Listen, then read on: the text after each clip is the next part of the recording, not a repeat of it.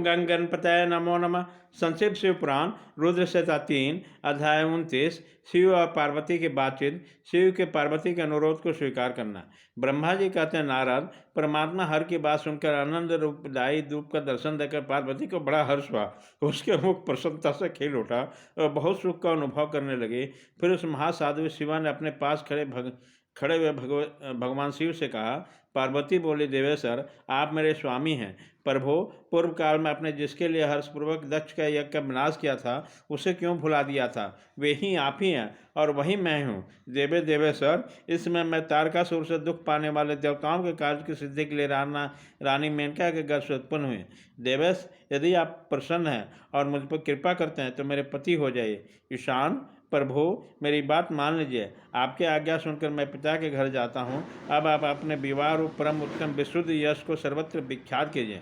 नाथ, प्रभु, आप तो लीला करने में कुशल हैं, अतः मेरे पिता हिमवान के पास चलिए और याचक बनकर मेरी याचना कीजिए। लोक में मेरे पिता को यश फैलाते हुए आपको ऐसा ही करना चाहिए। इस तरह मेरे संपूर्ण गृहस्थ आश्रम को सफल बनाइए। जब आप प्रसन्नतापूर्वक ऋषियों से मेरे पिताजी को सारी बात जानकारी कराएंगे, तब मेरे पिता अपने भाई बंधुओं के साथ आपकी आज्ञा का पालन करेंगे, इसमें संदेह नहीं है। जब मैं पहले प्रजापति दक्ष की कन्या थी, तब मेरे पिता ने आपके हाथों में मेरा हाथ दिया और उस समय आपने शास्त्रोक्त विधि से विवाह का कार्य पूरा नहीं किया। मेरे पिता दक्ष ने ग्रहों की पूजा नहीं की, अतः उस विवाह में ग्रह पूजन विषय बड़ी भारी त्रुटि हो गई।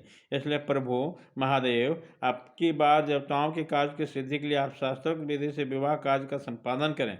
विवाह की जैसी रीति है उसका पालन आपको अवश्य करना चाहिए। मेरे पिता हिमवान को अच्छी तरह ज्ञात हो ही जानना चाहिए। मेरे पुत्री ने शुभकारक तपस्या की है। पार्वती कैसे बात सुनकर भगवान सदाशिव बड़े प्रसन्न हुए और उनसे हंसते हुए प्रेम पूर्वक बोले। शिव ने कहा, देवी महेश्वरी, मेरी यह उत्तम बात सुनो। यह उचित मंगल कारक और निर्दोष है। इसे सुनकर वैसा ही करो। ब्राह्मणे, ब्रह्मा आदि जितने भी प्राणी वो सब अनित्य हैं। भामनी, यह सब जो कुछ दिखाई देता है, ये इसे नश्वर समझो। मैं निर्गुण परमात्मा ही गुणों से युक्त हूँ, एक से अनेक हो गया। जो अपने प्रकाश से प्रकाशित होता हूँ, वही परमात्मा मैं दूसरे के प्रकाशित होने वाला हो गया। देवी, मैं स्वतंत्र हूँ, परंतु तुमने मुझे परतंत्र बना दिया। समस्त कर्मों को करने वाली प्रकृति में माया तुम ही हो। यह संपूर्ण जगत महामाया ही रच गया है। मुझ परमात्मा ने अपनी उत्तम बुद्धि के द्वारा इसे धारण मात्र कर रखा है। सर्वत्र परमात्मा भाव रखने वाले सर्वात्मा पुण्यमान ने इसे अपने भीतर सिंचा है तथा ये तीनों गुतों से आविष्टित है। देवी बरबरनी, कौन मुख्य ग्रह है, कौन से ऋतु समूह हैं, अथवा कौन दूसरे उपग्रह है? इस समय तुमने शिव के लिए क्या कहा, किस कर्तव्य का विधान किया है? गुण और कार्य के भेद से इन दोनों जगत के वत्सलता कारण भक्तों को सुख देने वाला अवतार ग्रहण किया है। तुम ही रस, सत्यगुण, तमोगुण, त्रिगुण, आत्मिका शुद्ध प्रकृति हो, सदा व्यापार कुशल, सगुणा निर्गुणा भी हो। सुमध्य, मैं संपूर्ण भूतों की आत्मा निर्विकार निरीह हूँ। भक्तों की इच्छा से मैंने शरीर धारण किया है। शैल्य, मैं तुम्हारे पिता हिमालय के पास नहीं जा सकता तथा भिक्षुक होकर किसी तरह तुम्हारी याचना भी नहीं कर सकता।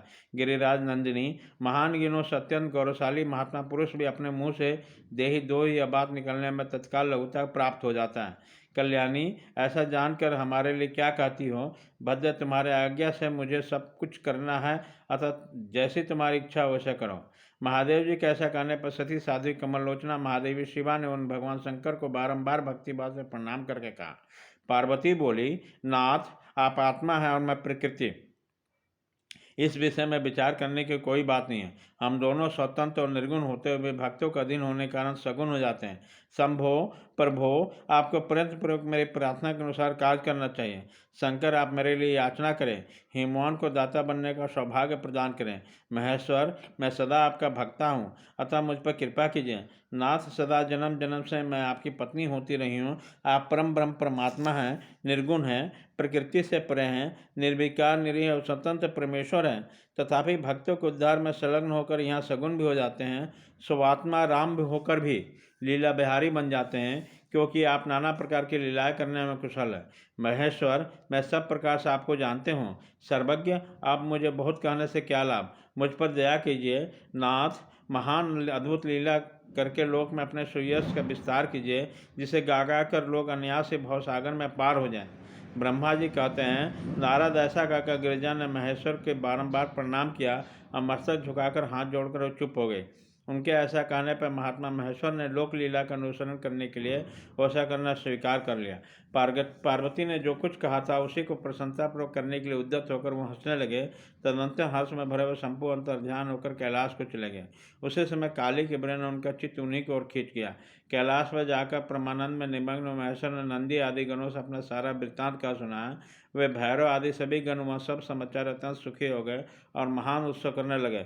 नारद उसी समय वहाँ महान मंगल होने लगा, सबके दुख नष्ट हो गए तथा रुद्रदेव पूर्ण आनंद प्राप्त हुआ। अध्याय 29 खत्म।